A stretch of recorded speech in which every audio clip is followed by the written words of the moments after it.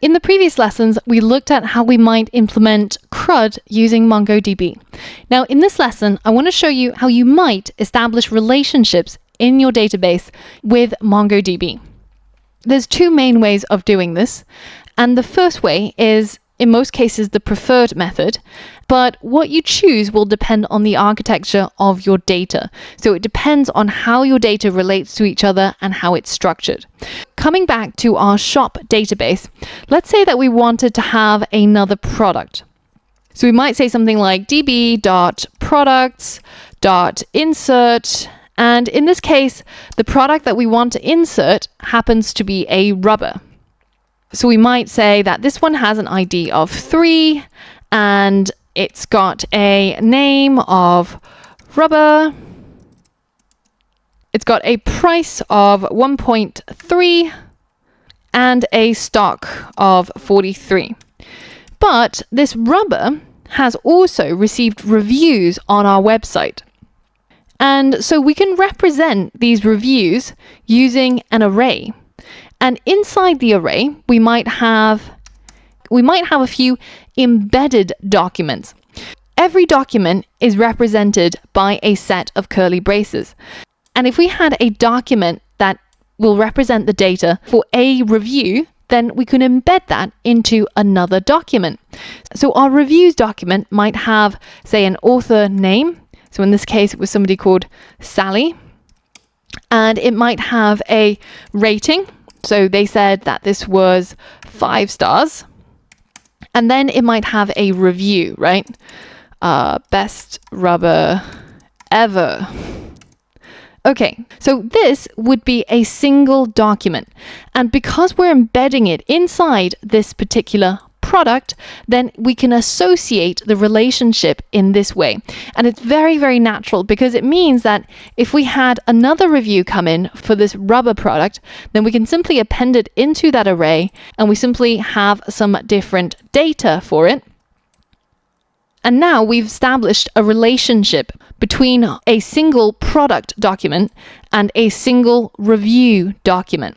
Now, this style of embedding documents in each other is really well suited to this kind of one-to-many kind of relationship, because one product might have many reviews, or one user might have created many comments. And this is a very natural way of expressing that relationship using MongoDB.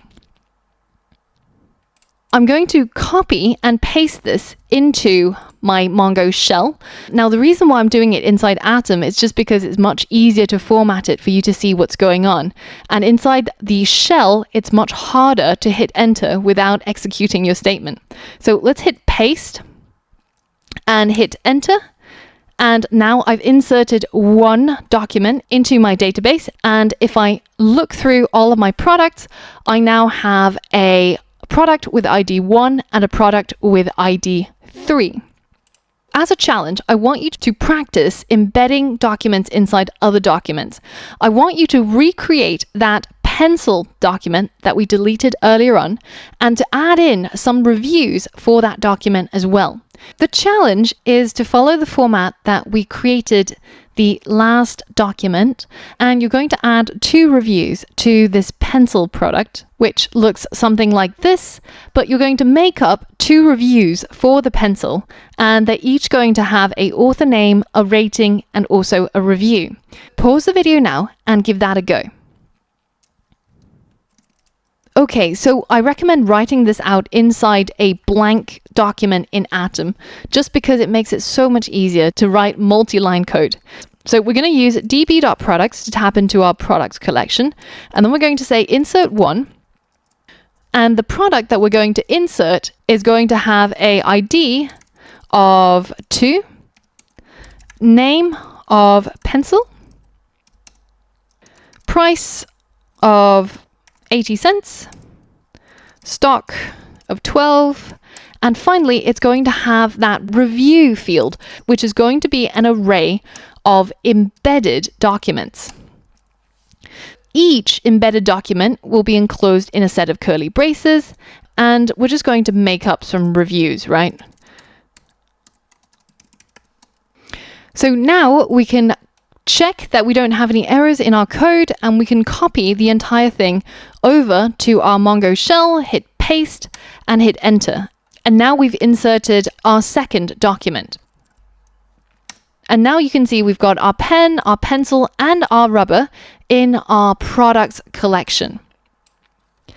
Now, another format you might see out there in the wild is you might say have two product documents, one which is the pen and the other which is the pencil, and they each have a unique identifying ID, which is simply 1 and 2, and then you could create another collection, say a collection of orders this time, and for each document in that collection you might have a order number, but you might also have a field that's product ordered, and this can simply be an array that references the ID of the products in the products collection. And so at a later date you can pull up the product ordered and you can find which products they are based off those IDs. Alright, so in the previous module, we looked at how we would use MongoDB in the command line through the use of the Mongo shell. And that's pretty much MongoDB in its purest form in an isolated setting. But that's no use to us because we want to build applications that have databases, right? So we need to learn how to integrate our MongoDB database with our Node.js application. And that is what this module is all about. Now, when you're creating a Node app that needs to connect to a MongoDB database, there's essentially two options for you to choose from. One is to use the MongoDB native driver that we're going to talk about very quickly. Another is to use a ODM or an object document mapper that's called Mongoose. Now, the most popular way of working with MongoDB and Node.js is through using this package called Mongoose. And the reason is because it vastly simplifies and cuts down on the code that's required in order to work with your MongoDB database. But I want to show you first how the native MongoDB driver would work, and then we'll go through how to use Mongoose, just so that you can see for yourself just how much easier it is to incorporate Mongoose, and it makes your life as a developer so much better. But first, let's get started and take a look at how we would use the MongoDB native driver.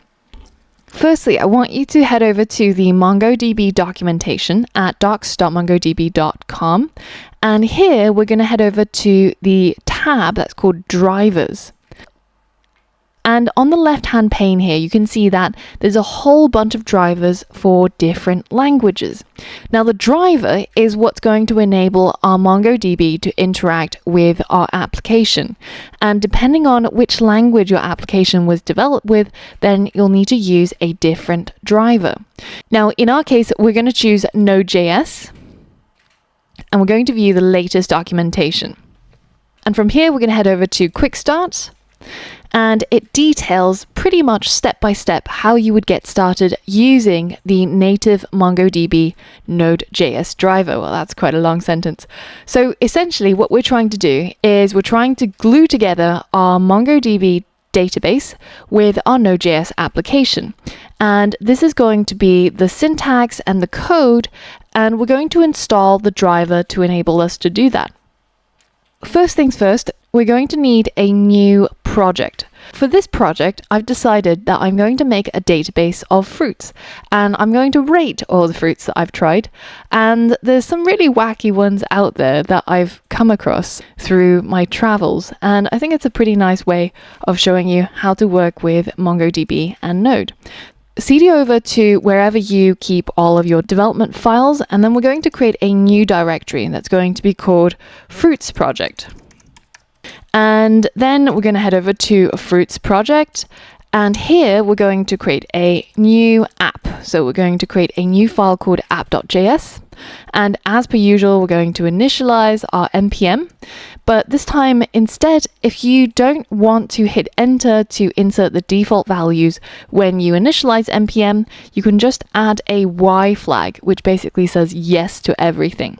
And when you hit enter, you can see that we've initialized our npm and accepted all of the defaults. So now all we have to do is to install the MongoDB driver. And to do that with npm, we have to install something called MongoDB. And remember, we don't need the -- save anymore as of the latest versions of npm. So we can simply say npm I, short for install, and then it's MongoDB. Hit enter, and that should install the driver in a couple of seconds. So now all we have to do is open up our app.js inside Atom and get started developing our new Node.js application that integrates with a MongoDB database. I'm just going to show you how we can get started using this by just using some of the code from their Getting Started guide. So I'm simply going to copy this part and add it to our app.js. And again, we've got a whole bunch of warnings, so let's just silence that from JS hint. And now I want to walk you through this code.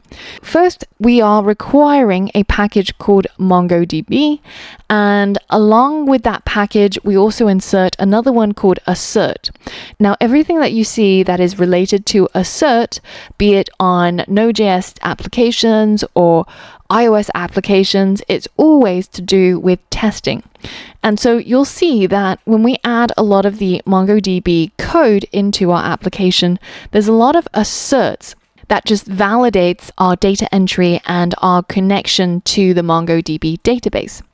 Now, the next part is the connection URL. And you can see this looks a little bit similar to what we've been using to develop websites on our local system. The important thing to note here is that when you're working with MongoDB, the port that they use is pretty much always 27017.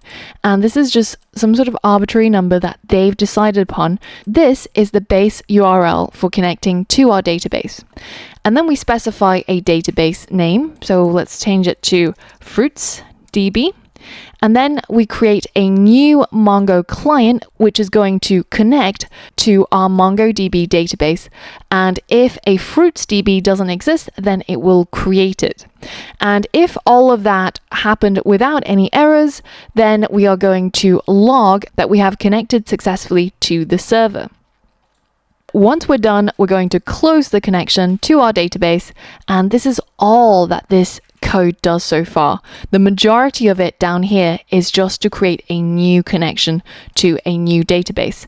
And this is equivalent to when we saw in the Mongo shell previously, when we just said use FruitsDB. That use FruitsDB, if we wanted to use it in our Node.js application using the MongoDB native driver, is basically all of this code. So it's a bit crazy, and the reason why I'm walking you through this and explaining the code is that in reality, most developers who are working with Node and MongoDB will rarely use the native MongoDB driver. Now, it's not because it's no good. It works and it allows a lot of personalization, and you can drill down to the specifics and you can set up and use your MongoDB database with a high level of control. All right, so now that we have created this, let's go ahead and run our app.js using, again, Node app.js. And you can see we get an error. And it says Mongo network error, failed to connect to server. And whenever you get this, you always have to remind yourself, do you still have the Mongo server up and running? So create a new tab, and remember, whenever we're using MongoDB, we always have to first run our server using the command mongod. And only once it's done running and it's waiting for connections on, again, that port 27017, it's going to come up in a lot of places. Well, now we're ready to actually connect to our database, and we can run node app.js again, and now we are successfully connected to the server.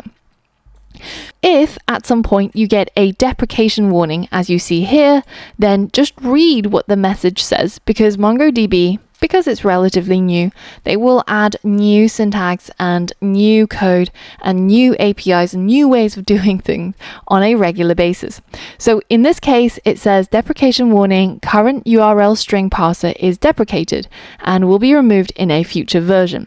To use the new parser, pass option this to the Mongo client.connect. If you didn't know what to do with this deprecation warning, then what do? Well, you just copy it in its entirety and then you paste it into Google and see what does Google say. So first link is a link to Stack Overflow, and it already tells you this is how you would work around it. So you can either change to a lower version of Mongo, which is not what we want to do. We want to work with the latest version.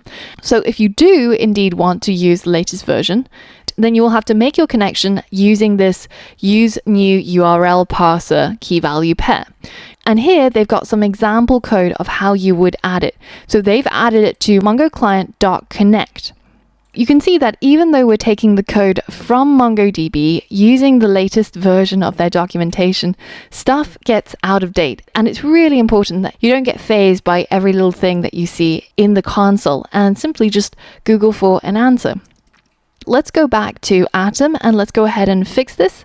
We're going to change our Mongo client to use the URL that we specified for our MongoDB server. But then we're going to add a comma and we're going to paste in that option that they wanted us to add. So there we go. Now let's hit save and let's rerun our app. You can see now we get connected successfully to server and we don't get any deprecation warnings. Even though the last time we did get this warning, our app is still running and connected successfully, so it didn't actually affect our app. But it's important that whenever you see a deprecation warning to just copy and paste it into Google and see what the existing solutions are. It's very, very rare that you will be coming across a problem for the first time and you're the only person with that problem. It almost never happens. Okay, so now that we have connected successfully to our Mongo server, the next part is adding some data to our database. So how do we do that? Well, it's back to the documentation. And the next part is, of course, insert a document. So let's copy all of this code from the documentation and let's paste it below the last line that we have. So this code, what it does is it will create a new collection. And the collection that we're going to create is going to be called fruits. We've got a collection called fruits inside our fruits DB. And this is equivalent to when we used our new database and then we said db.fruits.insert. And then we get to insert some data in here. The data is in the same format as we saw before. It's a bunch of key value pairs. And here they're inserting 3 items into a field called A, and then they've added the values 1, 2, 3. So as we saw before in the Mongo shell, whenever you see a pair of curly brackets, that's going to be an individual document or an individual record. And in our case, we're going to insert 3 fruits. So I'm going to just paste in some code that I wrote a little bit earlier on, and we'll just format this so that you can see it more clearly. So here I'm inserting 3 documents, and each document is a fruit. So the first one has a name of apple, a score of 8, and a review of grapefruit. And the rest of them are for orange and banana. So we're now creating this array of fruits, and we're using the method insert many, which comes from MongoDB, to insert all of these 3 documents into a collection called fruits inside a database called fruitsDB. And down here, you can see that the next few lines are dedicated to validation. So they've added a whole bunch of asserts. And if we go through them line by line, this one says validate to make sure that there are no errors when we inserted our documents.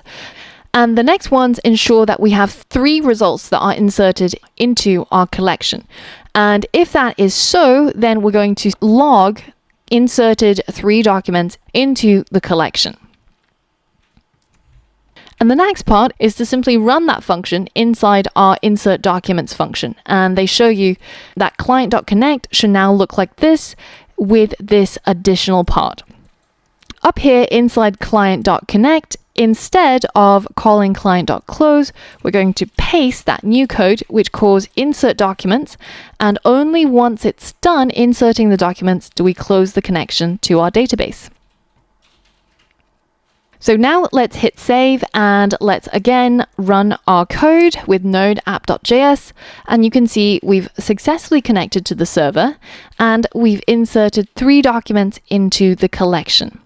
And you can actually test out the validation quite easily. Say if we were only to add 2 records to our database, then you will get an assertion error saying that 3 doesn't equal 2. Well, you only inserted 2 items, but I was expecting 3.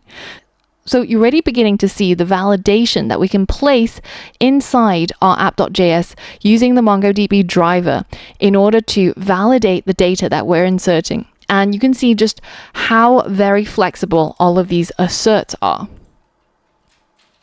If I head into my command line and I create a new terminal, and then I tap into the Mongo shell, and I say show DBs. You can see now, in addition to our shop DB, which we created inside the Mongo shell, we've also got this new database called Fruits DB. And that one was not created using the Mongo shell, but instead from our Node.js app using the MongoDB driver. And that's where the Fruits DB got created.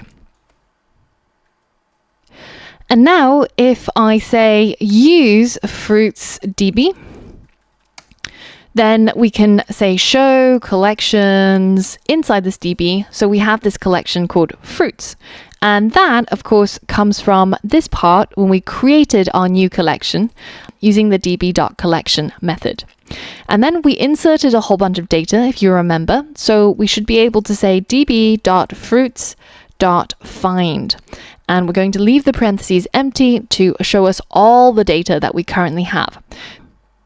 The keen-eyed amongst you will spot that we have 5 records instead of what you might expect to be 3, because the first time we added apple, orange, banana, and the second time we deleted the banana record and we got an assertion failure.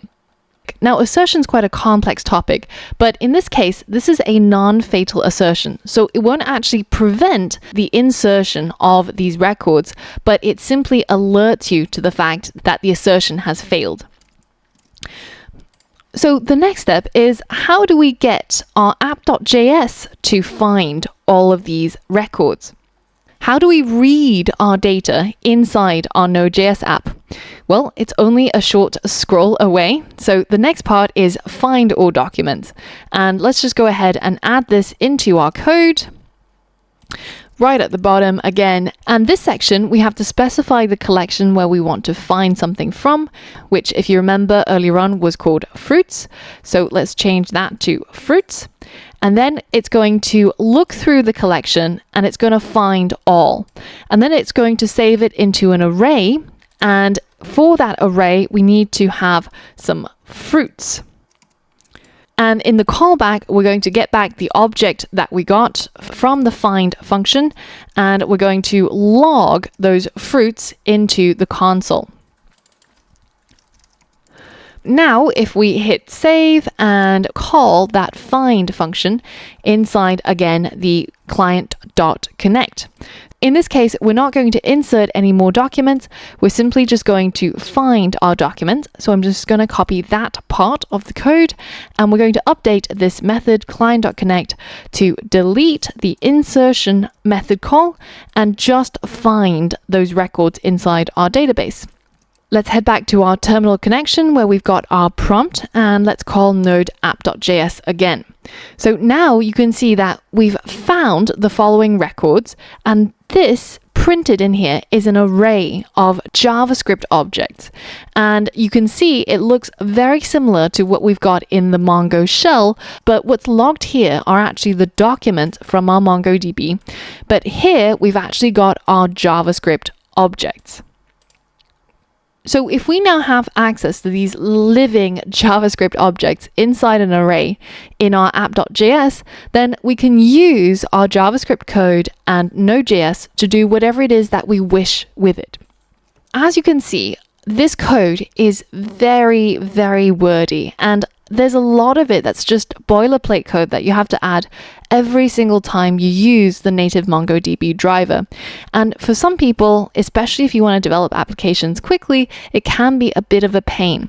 So in the coming modules, I want to show you what most Node developers will work with, which is a module called Mongoose. And it will vastly simplify the code that we have here, and we will walk through how to use Mongoose to make your life developing Mongo and Node apps so much easier. So I'll see you there.